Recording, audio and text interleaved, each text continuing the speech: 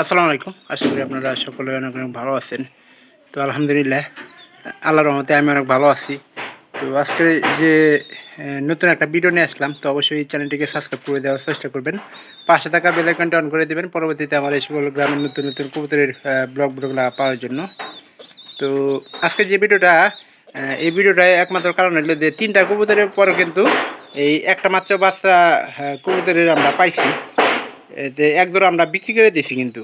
তো বিক্রি করার আগে থেকে যদি আমরা কম কম কবুতর থাকে, ধরেন এক জোড়া কবুতর থাকলো, তো সেক্ষেত্রে দেখা যাবে যে এক জোড়া কবুতর থাকলে কবুতর কিন্তু বাচ্চাটা ভালো হয়। কিন্তু 3টা কবুতর কিন্তু সমান সমান খাওয়াইতে পারেন না। যেহেতু আমি খাবার খাওয়াই, কবুতরের একটা টাইমিং আছে, যে টাইমে কবুতর মনে করেন যে খাবারগুলা খাওয়াবো। দেখেন,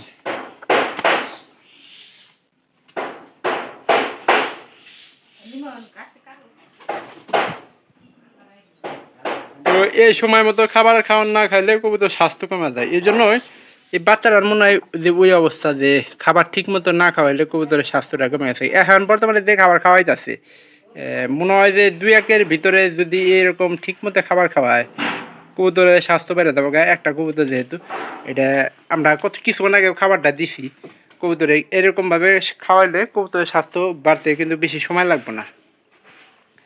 তো এর উপর নির্ভর করে পারিবারিক খাবার। তো পারিবারিক যদি ঠিকভাবে খাওয়ায় তাহলে কবুতরের স্বাস্থ্যটা অল্পতেই বেড়ে যায়। তো আমাদের হয়েছিল যে কবুতরগুলা মনে করেন যে ঠিক মতো খাওয়াইতো না। তো 3টা কবুতর 3টা মনে করেন যে বড়গুলারে আগে সবচেয়ে বেশি খাওয়াইতো, কিন্তু ছোটোগুলারে একটু সময় দেরি করে খাওয়াইতো। তো এই জন্যই কবুতরের বাচ্চাগুলো ঠিকঠাক মতো মনে করেন যে একটা ছোটো করে হইতো। তো সবগুলা বাচ্চারা সময় সময় খাওয়াইলে বাচ্চাগুলো ভালো হয়। তো ভিডিওটি অবশ্যই ভালো লাগবে, চ্যানেলটিকে সাবস্ক্রাইব করে দেওয়ার চেষ্টা করবেন। পাশে থাকা বেল আইকনটি অন করে দেবেন পরবর্তীতে আমার এই সকল গ্রামের নতুন নতুন কবুতরের ব্লগগুলো পাওয়ার জন্য। তো আপনারা কেউ আমার এই ভিডিওগুলো মিস করবেন না, আশা করতে সেই সম্পূর্ণ ভিডিও দেখবেন, ভালো লাগবে। সবাই ভালো থাকেন, ধন্যবাদ সবাইকে। দেখা হবে আবার অন্য কোনো নতুন ব্লগ ভিডিওতে।